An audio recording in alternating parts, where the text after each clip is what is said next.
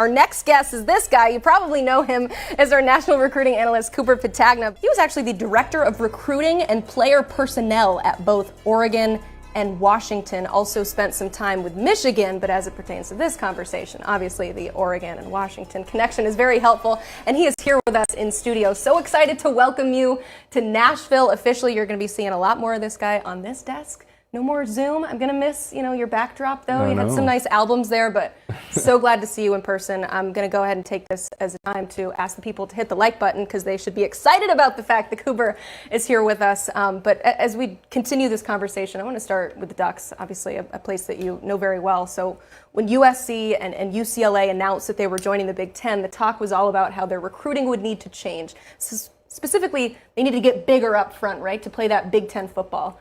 How does that argument apply to what Oregon needs to do as they get ready for the move? I don't think it really does. It's kind of business as usual for Dan Lanning. I mean, he's the understudy of Kirby Smart, right? And you study a Kirby Smart Georgia football team, it's all about the point of attack. It's all about the front seven, offensive, defensive line. It's where the game's going to be dictated. So I think for Oregon, the way they've built it so far under Dan Lanning, that's what you're going to see. And last year, top 15 rushing offense, top 30 rushing defense. They need to get better against the pass a little bit, but they pack a team and a roster that is built to go on the road and win, and it's kind of geared to play in the Big Ten. So I'm excited about their physical style of play. They've done a really good job, especially in the transfer portal. Johnny Cornelius, they got out of there. Junior Angulo coming over from Texas. Jordan Birch, South Carolina on the defensive side of the ball. So they got playmakers. They have a national recruiting footprint as well. I think from a geographical standpoint, this kind of fits them. Oregon kind of operated outside of the Pac-12, same with USC, so I think it's a perfect fit. Blair, Cooper, you're right? Like this is a program that goes and battles the likes of Georgia and Texas and Alabama for a lot of recruits. So this won't be a step up for them or maybe uncharted territory for them when it comes to recruiting battles. And I think this was a welcome news for Dan Lanning, who just signed a contract extension. This is a program that maybe was facing some stability concerns because we didn't know if they would be in a revamped Pac-12 or whether or not they would be able to survive on their own if other conferences were going after Oregon. But this has become a national brand now. Cooper, you know this as well as anyone in our building. This is a program that can go into any high school now, and with that logo on the polo, can reel in any recruit. And then you think about the facilities, you think about the experience inside Autzen Stadium on a Saturday night in mid-October. I mean, this is a program that's going to be set up really, really well now in the Big Ten. And I think from a recruiting standpoint, they don't really have to adjust much. We're going to talk about awesome stadiums and locations. I got to ask you about Washington. Of course, their head coach, Kalen DeBoer, has some Big Ten experience as Indiana's former offensive coordinator, but how do they need to adjust what they do on the trail to better fit the Big Ten? They're at a little bit of a crossroads right now. There's the traditional way, which says, hey, we can build through the West Coast footprint, which is everything a little bit west of Texas, which is what we did under Chris Peterson. And then there is kind of the low-hanging fruit. Do we migrate east, right? We got this new Big Ten crest that we can operate with. We got a little bit of momentum behind us. To me, it's a little bit of a blend. They've done a really good job in the transfer portal. Michael Penix out of there, in a lot of other juice as well. Jalen Polk as one of the nation's top receivers. So it's a little bit of a blend. Double digits in the transfer portal this past year, 9 before that. But they also, big wins. Jalen McMillan, Roma Dunze, guys like Braylon Trice, Leatu Latu, who's now at UCLA, came by way of Washington. So I think they need to build through the West Coast. I think they'll have a little bit more bang for their buck now that they're in the Big Ten. But they got to be opportunistic in the transfer portal as well. So it would be interesting to see what they do there.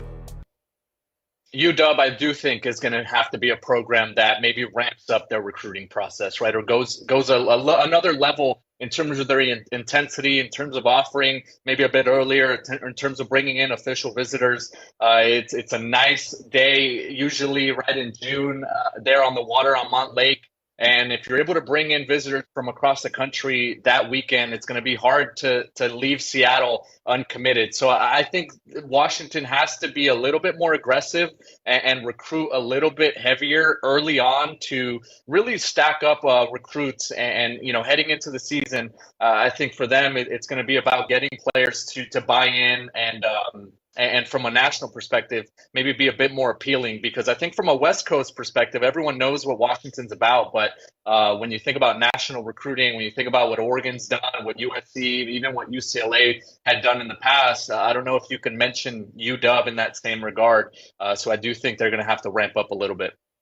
Yeah, along those lines, we just discussed this with Greg and Brandon, the importance of regionality in recruiting, and if that really is still a thing when it comes to recruiting, because you're seeing all these guys all across the country just pick the school that they want to go to. You don't see the kind of backyard recruiting that we used to see. And the Huskies have unfortunately seen some of the top in-state targets leave to head east to go play in the conference that they're about to join. So how could this move to the Big Ten maybe benefit Washington? I think it can help them a lot. There's one right now in the top 24/7, right, Cooper? Michigan came into Seattle for top 24/7 tight end Hogan Hansen. Notre Dame a few years ago went into Seattle and got Tobias Merriweather. I know they're not a Big Ten, but they are in Big Ten country per se. And then Ohio State with guys like JT Tuimoloau and Emeka Egbuka and G. Scott Jr.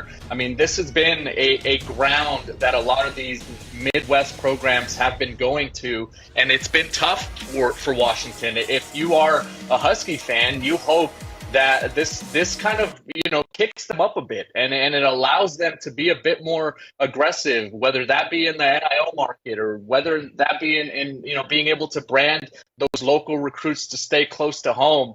I think back to a player like Miles Jack, who was from the Bellevue area there in Seattle, ends up at UCLA, ends up getting drafted, but in a way never really felt that connection with Washington. I think Husky fans want to see the top Seattle players stay home and play there, and I do think that regionality will be super important for UW, maybe more so than it is for an Oregon or for a UCLA or a USC. I think when you think about the top players there in the Seattle area, every Husky fan wants them to stay close to home.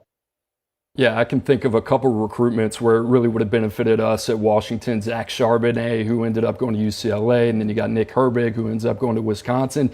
If we were in the Big Ten, I think that would have gotten those done. So, listen, at the end of the day, is the Big Ten going to help? Yes, absolutely. But you still got to recruit. You got to do the work, right? That's what Blair was referring to earlier. I think that is where Kalen DeBoer and his group, they got to make a lot of changes there. There's got to be more urgency in terms of their early identification, getting guys on campus, identifying your top targets. They got one of the most potent offenses in the country with Ryan Grubb. Michael Penix is back for another year. They're going to be a really, really talented team this year. If they can go back-to-back 10-win seasons, they got to capitalize off that on-field success. So they got an opportunity here.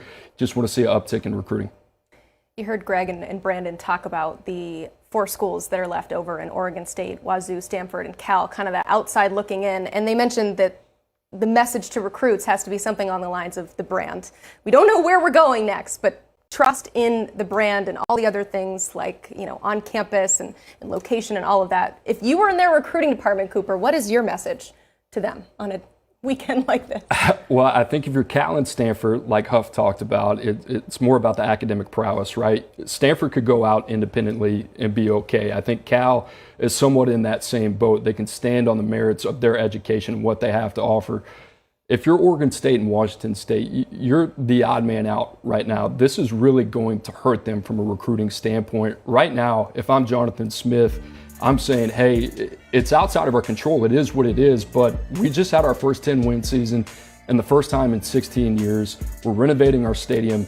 There's a lot to be excited about in this program, but if I'm Jonathan Smith, what's next? What do I do? I've just offered everything I possibly can. He's built this program back from the ground up. And same with Washington State. You look around and now you got the American Athletic calling you. Are you going to merge with the Mountain West? What is it? So they're going to take a big hit on the recruiting trail, and I think it's up to the powers that be, especially at Cal, Washington State, Stanford, and Oregon State, to find a way to put them in the best situation, short-term and long-term, as quickly as possible. And that's really difficult, but that's the situation, especially those 2 state schools, when you talk about Washington State and Oregon State, are in right now. Yeah, the fact that all of this happened so quickly, it left many wondering, why are we doing all of this right now? Why is the clock ticking? Recruiting is a big part of that, because they're having to kind of create this level of stability among the uncertainty. And that's a tough sell in that room. You have been in that room. You know how difficult that is for what they're dealing with right now. If you want to hear more of Cooper, thank you so much for being here on the show today. Make sure that you are listening to the 24/7 Sports Football Recruiting Podcast. Cooper and Andrew Ivins are giving you all the great information that you need to know. New episodes drop Tuesday, Wednesday, and Thursday. Thursday, yeah. All right.